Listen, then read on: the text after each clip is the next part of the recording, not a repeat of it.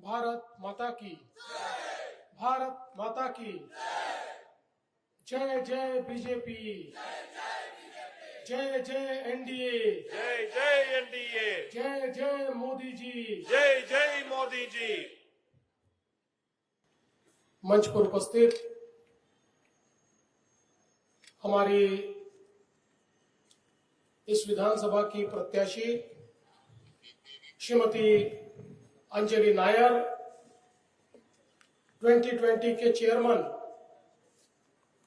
Mister Sabu Jacob, NDA chairman Shri Kuttan Thunduthil, Shri K S. Saiju, Shri Vishnuvardhan Reddy, advocate P L. Babu, Shri Sumit Wankhede, K V S. Haridas, V. Gopal Kumar, Susha P S., Shri Kumar ji, Dhanesh Kumar, Radhika Varma, M S. Vinod Kumar, Shri Anupa, Shri Chalapathi, Naveen, Shri Jishnu ji, Shri K. Joshi, Shri Umesh Ullas, Shri Anil James, Rama Devi, यहां पर उपस्थित सभी महानुभाव और उपस्थित सभी बहनों और भाइयों, केरलत्तिल एंटे प्रियपट्टे सहोदरी सहोदरन मारे एल्लावर्कुम एंटे नमस्कारम।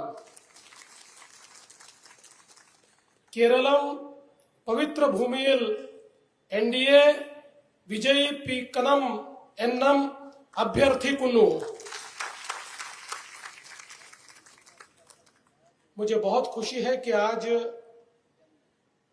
आप सभी के बीच मैं यहां पर उपस्थित हूं और विशेष रूप से जिस केरला में बहुत वर्षों तक बीजेपी और एनडीए ने एक लंबा संघर्ष किया, आज उसी केरला में जिस प्रकार से बीजेपी को आशीर्वाद मिल रहा है, एक मेंबर ऑफ पार्लियामेंट, एक मेयर, 2 म्युनिसिपल चेयरमैन जिसमें से एक यहां मौजूद है, 32 पंचायत अध्यक्ष और 600 कॉर्पोरेटर्स केरला में चुनकर आए हैं। मैं केरला बीजेपी को और एनडीए को बहुत बहुत बधाई देता हूं। धीरे धीरे एनडीए पूरे केरल में अपना विस्तार बढ़ा रहा है, क्योंकि मोदी जी के नेतृत्व में बीजेपी और एनडीए ये केवल विकास की राजनीति करती है, अपीजमेंट की राजनीति नहीं करती। आज जो परिवर्तन दिख रहा है, इस परिवर्तन के लिए हमारे कई कार्यकर्ताओं ने बलिदान दिया। 300 से ज्यादा कार्यकर्ता मार दिए गए, कई लोगों के हाथ पैर तोड़ दिए गए, बहुत बड़े पैमाने पर हिंसा हुई, लेकिन बीजेपी कभी रुकी नहीं। बीजेपी ने संघर्ष जारी रखा। उन सभी कार्यकर्ताओं को आज मैं नमन करता हूं और मुझे बहुत खुशी है कि जिनकी दोनों टांगे तोड़ दी, ऐसे सदानंद मास्टर जी को राष्ट्रपति जी ने देश की संसद में एमपी के रूप में चुनकर भेजा है। दोस्तों, त्रिपुरा, असम, बंगाल में भी केरलम जैसी ही स्थिति थी, लेकिन पिछले 10 वर्षों में त्रिपुरा भी बदल गया, असम भी बदल गया। वहां बीजेपी और एनडीए की सरकार के आने के बाद वो विकास की राह पर चल दिया। और अब मैं बंगाल से आ रहा हूं, आपको यकीन के साथ कहना चाहता हूं, बंगाल भी इस बार बदलेगा, बंगाल में भी बीजेपी की सरकार आएगी। अब मैं आपको पूछने के लिए आया हूं, क्या आप केरलम में भी एनडीए की, बीजेपी की सरकार लाएंगे, मोदी जी की सरकार लाएंगे? केरलम को एक बहुत बड़ा इतिहास है, यहाँ की एक बहुत समृद्ध संस्कृति है। प्रधानमंत्री मोदी जी ने इसको केरलम नाम देकर उस संस्कृति और विरासत के साथ हम सबको जोड़ा है। और आज जब मैं त्रिपुनिथुरा के इस शहर में यहां पर आया हूं तो सबसे पहले भगवान संथाना गोपाल अर्थात भगवान विष्णु को कोटि कोटि प्रणाम करता हूं। क्लासिकल आर्ट्स की इस नगरी को मैं प्रणाम करता हूं। दोस्तों, कांग्रेस के जो विधायक यहां से चुनकर गए वो टोटल फेल हो गए, पूरी तरीके से नाकाम हो गए। उन्होंने जितने वादे किए थे वो खुद भी भूल गए। त्रिपुनिथुरा की संस्कृति के प्रति उनकी पूरी अनास्था हम सब ने यहाँ पर देखी है। इसलिए अगर बीजेपी और एनडीए की सत्ता आती है, हमारी बहन अंजलि जी इनको आप चुनकर देते हैं, तो हमने ये तय किया है एर्नाकुलम को इंडस्ट्रियल पावर हाउस में बदला जाएगा, कोची बेंगलुरु इंडस्ट्रियल कॉरिडोर बनाया जाएगा और यहाँ की पानी की समस्या को पूरे तरीके से हल किया जाएगा। सरकार हो चाहे न हो, मोदी जी ने हमेशा केरलम को मदद की है क्योंकि मोदी जी के दिल में केरलम है। और आप देखिए, कोची के साथ साथ विजयम अंतर्राष्ट्रीय सी पोर्ट जिस तेजी के साथ बढ़ रहा है, उस पर कंटेनर ट्रैफिक बढ़ रहा है। इस सी पोर्ट को कई दशकों तक केरलम की सरकार ने रोक कर रखा था, वंचित रखा था।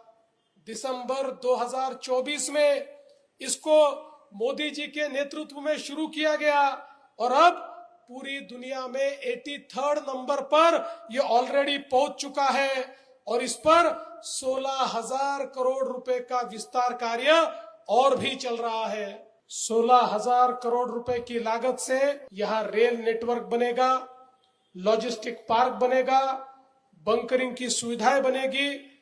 2029 तक यहाँ का ट्रैफिक कई गुना बढ़ेगा तो पूरे केरल में बहुत बड़े पैमाने पर इंडस्ट्री बढ़ेगी और केरल के तरुणों के हाथों को बड़े पैमाने पर काम मिलेगा, रोजगार मिलेगा।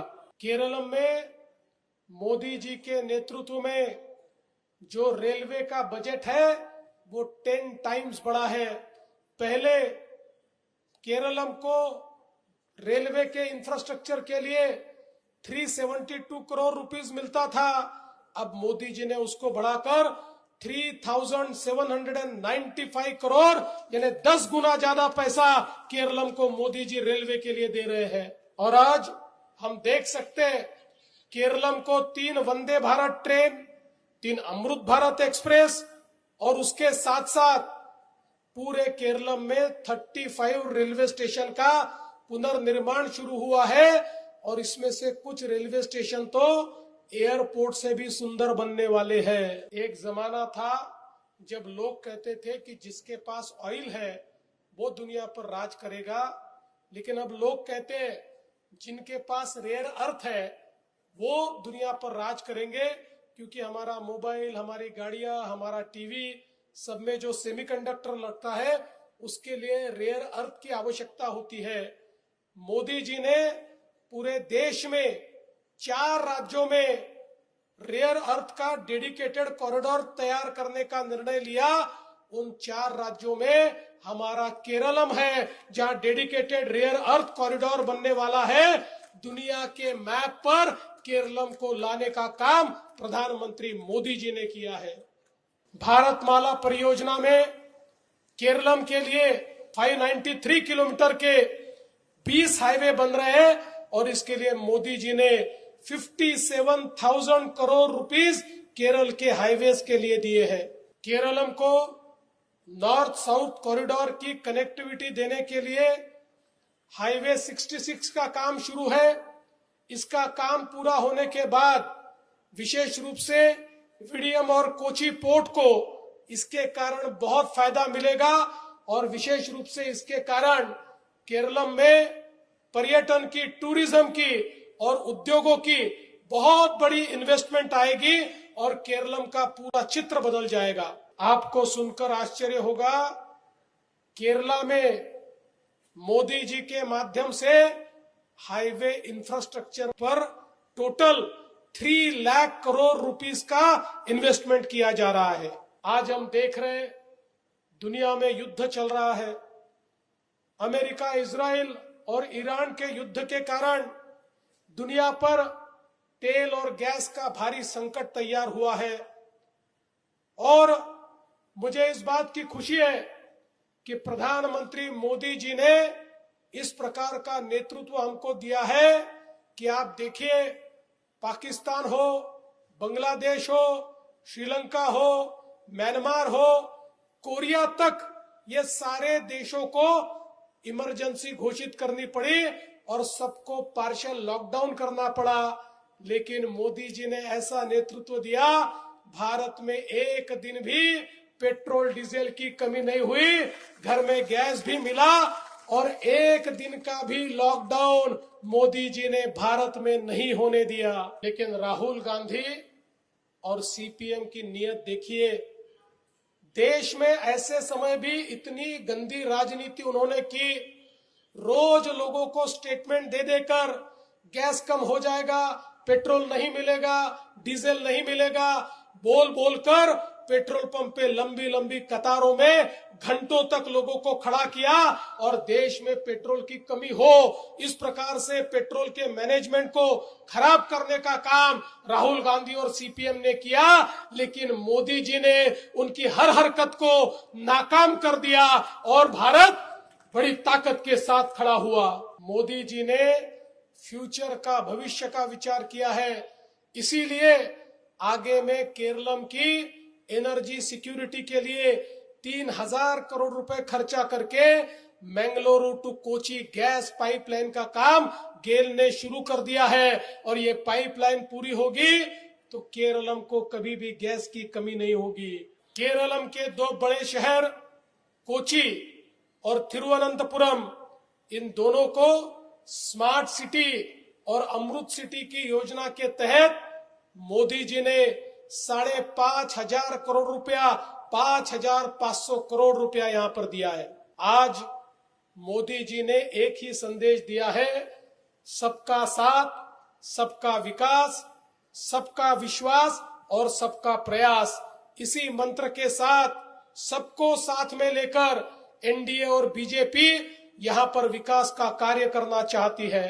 एक और मोदी जी केरलम की सेवा कर रहे हैं और दूसरी ओर एलडीएफ की सरकार रोज केरला को लूटने का काम कर रही है। रोज नए नए घोटाले यहां पर हो रहे हैं और आप देखिए केरला की परिस्थिति क्या है। जो केरला शिक्षा के लिए, एजुकेशन के लिए नंबर 1 था, अब अनएम्प्लॉयमेंट के लिए नंबर 1 हो गया, इन्फ्लेशन के लिए नंबर 1 हो गया। ये केरला की परिस्थिति यहाँ के एलडीएफ की सरकार ने लाई। कभी एलडीएफ, कभी यूडीएफ, ये दोनों मिलकर केरला को ऐसा लूटते हैं, नेता अमीर हो रहे हैं और जनता गरीब हो रही। ये केरला की परिस्थिति है। ये आदि शंकराचार्य की धरती है, इसको गॉड्स ओन कंट्री कहा गया है। लेकिन लगातार एलडीएफ और यूडीएफ गॉड्स ओन कंट्री को लूटते आ रहे हैं और कई दशकों से लगातार इनका यही चल रहा है। ये लोग यहाँ पर लड़ते हैं और दिल्ली में साथ है। ये इंडी गठबंधन में एक साथ एक दूसरे के गले मिलते हैं और यहाँ आकर WWF की नूरा कुश्ती, नकली कुश्ती लड़ते हैं। यहाँ त्रिपुनिथुरा में भी बीजेपी को, एनडीए को यहाँ पर नगर निगम में 21 सीटें मिली, सबसे बड़ी पार्टी हुई, हमारे अध्यक्ष उपाध्यक्ष बने। लेकिन बाद में यहां पर भी स्टैंडिंग कमेटी में एलडीएफ और यूडीएफ साथ में आए। अब दोनों साथ में मिलकर जो लोगों ने दिया वो मैंडेट है उसको फ्रस्ट्रेट करते हुए यहां पर भी लूटने का काम कर रहे हैं। इसलिए यकीन मानिए ये दोनों पार्टियां एक है, ये दोनों पार्टियां एक दूसरे को संभाल कर लूटती है।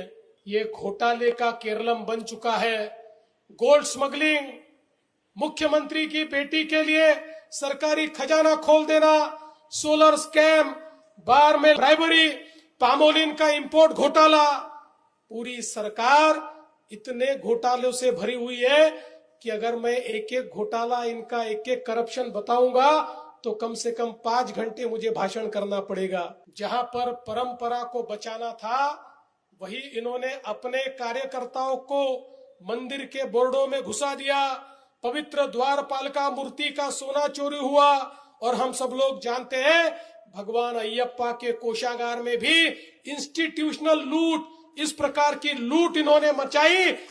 अरे मैं आपको कहना चाहता हूं, ये भगवान को नहीं छोड़ते, भगवान को लूटने वाले आप तो इंसान हो, आपको कितना लूटेंगे, इसलिए अब इन लुटेरों को घर पर बैठा दो। आज हम देख सकते हैं सीपीएम के 3 नेता चोरी करते हुए पकड़े गए। उनको बचाने के लिए कौन आया? उनको बचाने के लिए एलडीएफ आया। यूडीएफ के नेता चोरी कर रहे हैं, बचाने के लिए एलडीएफ के आ रहे हैं। और क्यों बचा रहे हैं? तो ये तीनों नेता सोनिया जी के बहुत करीब है, इसलिए उनको बता रहे। इसलिए मैं वापस कहना चाहता हूं, ये दोनों चोर हैं, ये दोनों बी टीम है। ए टीम यहां पर अगर कोई है तो एनडीए है, बीजेपी है, यही ए टीम है, यही आपको परिवर्तन दे सकती है। इसीलिए बीजेपी ने कहा है विकसित केरलम, सुरक्षित केरलम, विश्वासम संपन्नम केरलम, ये बीजेपी और एनडीए की संकल्पना है। हमने ये घोषणा की है कि गरीब महिलाओं को हर महीने 2,500 रुपए बीजेपी और एनडीए की सरकार देगी। हर वर्ष 2 सिलेंडर ये मुफ्त में दिए जाएंगे।